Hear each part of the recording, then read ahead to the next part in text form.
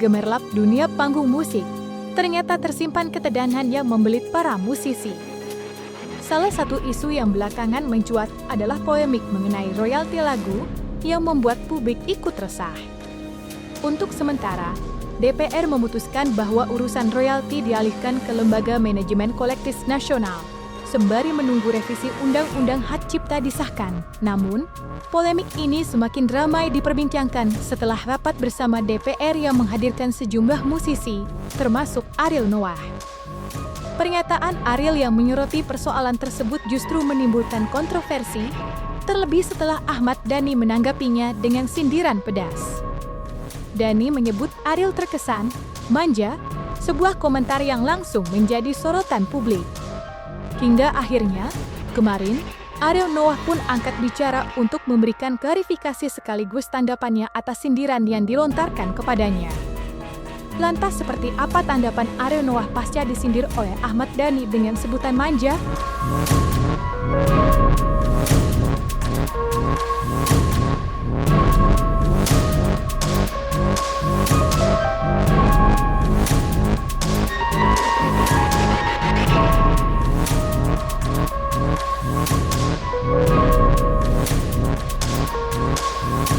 Ya. Saya ngerti. Emang Ariel memanja orang sih.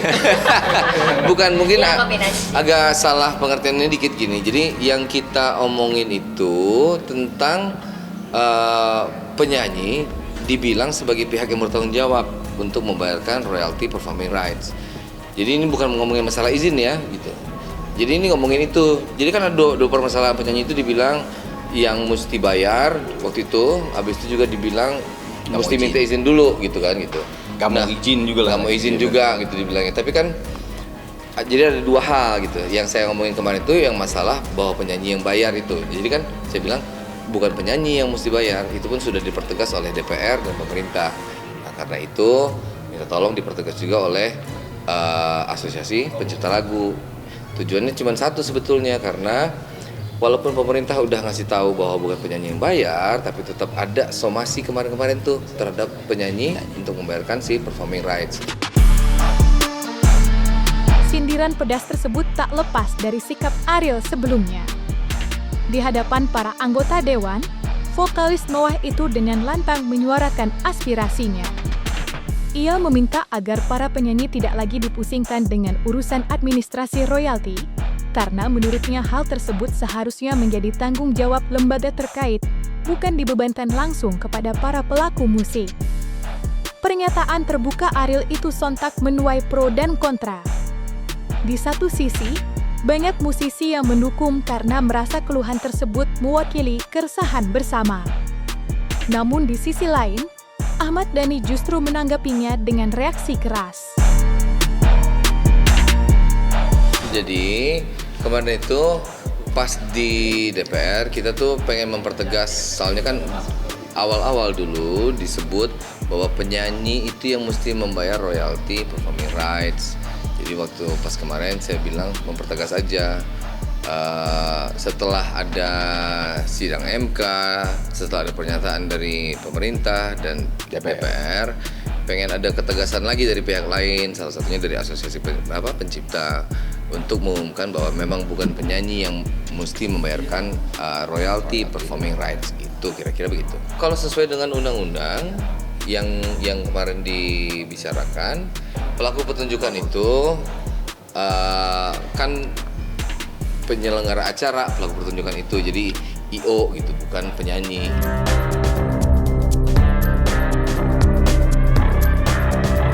Bisa disimpulkan, perbedaan pendapat yang mencuat belakangan ini membuat para musisi tanah air seakan terbagi dalam dua kubu.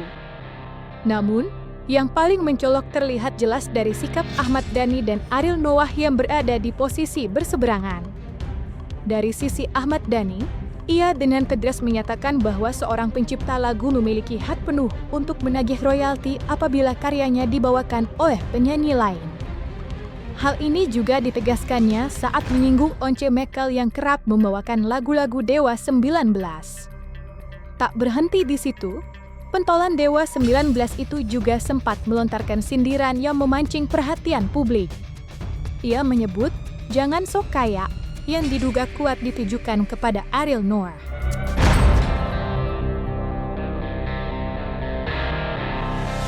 Ya, kalau misalnya Mas Dani bilang sok kaya itu kan mungkin bahasa yang biasa Mas Dani gunakan ya, maksudnya bahasanya itu bahasa obrolan biasa gitu, bukan statement yang resmi.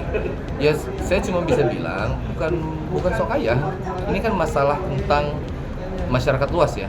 Jadi kalau misalnya pernyataan bahwa setiap kali menyanyikan sebuah lagu di konteks performing rights semuanya mesti izin, itu kan termasuk anak-anak muda yang mau nyanyi di pensi, bawain lagu orang, apalagi banyak hal. Jadi itu yang lebih menjadi concern-nya sih sebetulnya. Setelah 8 tahun Once menyanyikan lagu tanpa izin. Setelah 8 tahun Once menyanyikan lagu tanpa izin kepada saya dan Andra sebagai pencipta lagu-lagu Dewa, akhirnya juga setelah 8 tahun saya tahu soal Undang-Undang tahun 2014 ini. Sebelumnya saya juga nggak tahu. Jadi banyak yang nggak tahu sebenarnya. Setelah saya tahu, saya minta dong sama Once, karena dia juga ngasih harga yang agak lumayan ke saya juga boleh dong ngasih harga ke dia dong, ya kan? Itu kan semuanya kan peristiwanya kan gara-gara JIS. Akhirnya setelah JIS saya minta sama Once, lu nyanyi ya.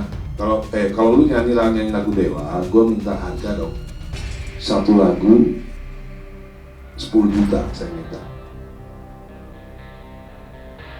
Satu lagu. Nah, waktu itu berdasarkan Bapak harga itu berdasarkan dari Bapak Menteri Olahraga yang langsung minta izin sama saya. Mas, katanya Once, saya harus minta izin ke Mas Dani supaya Once bisa nyanyi di acara Kementerian Olahraga, nyanyi lagu Dewa. Berapa lagu Mas? 3 lagu. Ya udah, satu lagu 10 juta, langsung transfer ya. Gitu.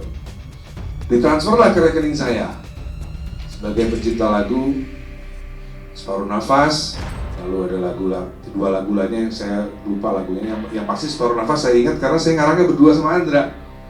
Lalu saya posting ke grup Dewa yang ada Once-nya, Dewa 19 Once.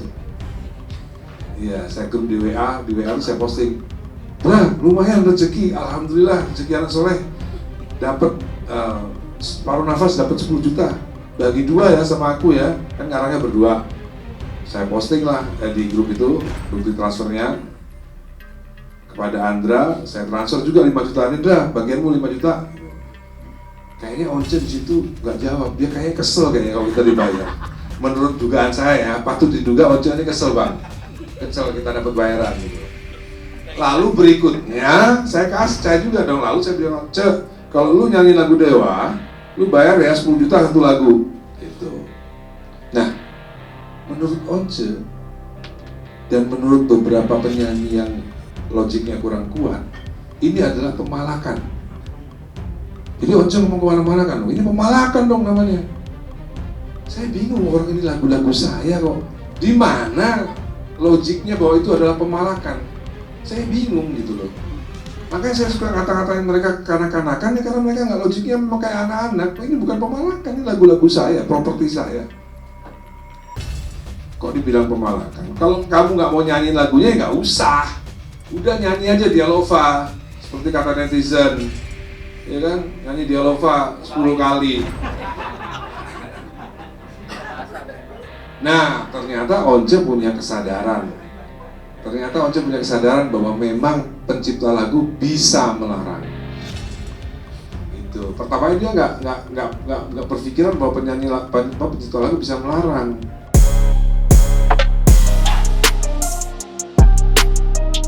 Tak ingin memperkeruh suasana yang sudah terlanjur memanas, Ariel bersama Arman Maulana memilih mengambil langkah bijak. Keduanya mengaku telah menyerahkan sepenuhnya persoalan ini kepada Mahkamah Konstitusi (MK) yang nantinya akan memberikan keputusan final. Ariel dan Arman berharap perubahan Undang-Undang Hak Cipta nantinya benar-benar berpihak kepada para musisi, khususnya penyanyi yang selama ini kerap direpotkan dengan urusan administrasi royalti.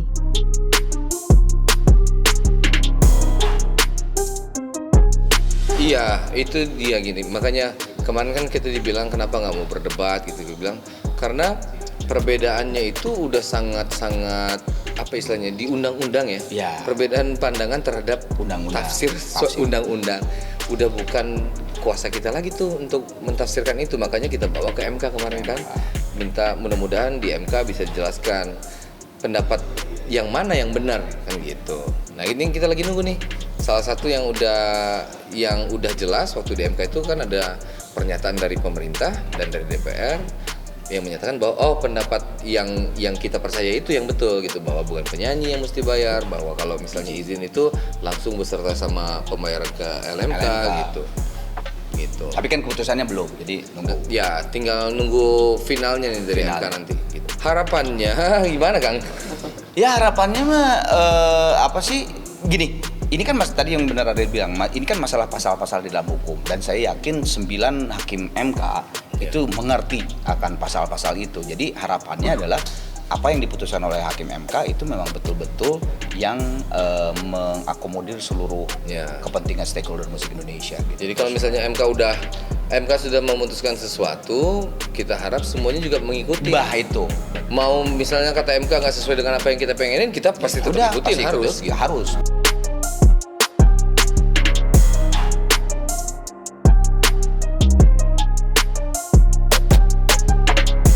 Jangan lupa untuk like, subscribe, dan juga share channel YouTube Cumi Cumi.